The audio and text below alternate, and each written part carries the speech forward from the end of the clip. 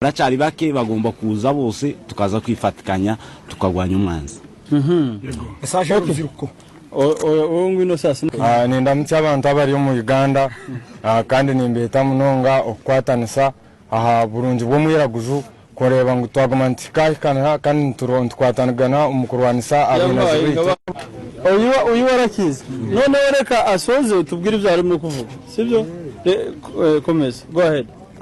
Nyowe nkarga Uganda kuza kwatanisa n'abanyamurenze kwata ihangari yabo no kugaganisa ubuturage kureba ngo twazo mu ihanga kandi twaturage twargo mu ndwano n'umuntaro nse cyamani ekitwa cyaterecere n'umutima gwo bwiraguju nse cyamani cyaterecere okwatanisa n'ikintu cyamani kandi umwiraguju omfereka seme kwatanisa na mugenzi we nse cyamani nse cyandecere umunyafrika agomba kugira gute niko bise araharanira ubwere ngaho garanti kugira ibyo garanti message yiwe yavugaga iki message yiwe cyamenyeshaga icyo yamenyeshaga twavuye Uganda kuza gufasha bene wacu baringanye duhurire tuvukana twese turi abatutsi nta twese turi abatutsi ko na Uganda ni na Uganda niyo babaga twabanaga nabo niho bamenye niyo twabamenye hari ducamo kuza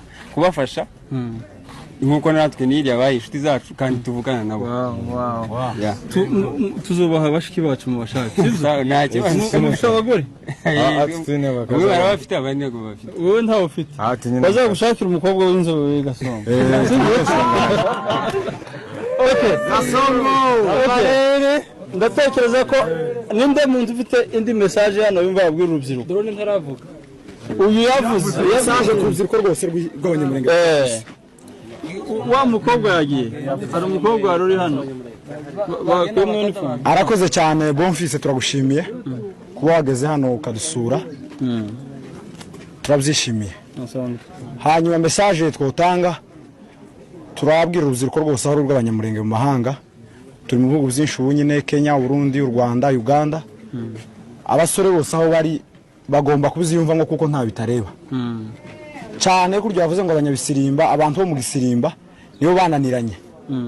Abatabara babona nkahibo badashoboye wenda kanisa kandi bona rishobora. Rero abantu bahugiye mu gisirimba nino kiriyo za senti zirino bazozisanga i Kigali muri Amerika. Turi kumwe n'abantu bavuye muri Amerika, abo nabagabo. Hari uri muri no kosi hano wa passinze bavuye ariyo muhungu wa Muhamiriza yukaho. We ntabwo ya passinze agara passinze. Okay, nukuvuga ngo bari muri Amerika baze abari i Kigali, hari abasore benshi baze dufatikanye kandi baje. Nukuvuga ngo twobikora nimba bifite kudutwara igihe kirekire twobikora iminsi mikeya tukagera Buvira tugatambuka tukagera n'amanima n'ahandi hose tugakura agasuzuguro kamaze iminsi.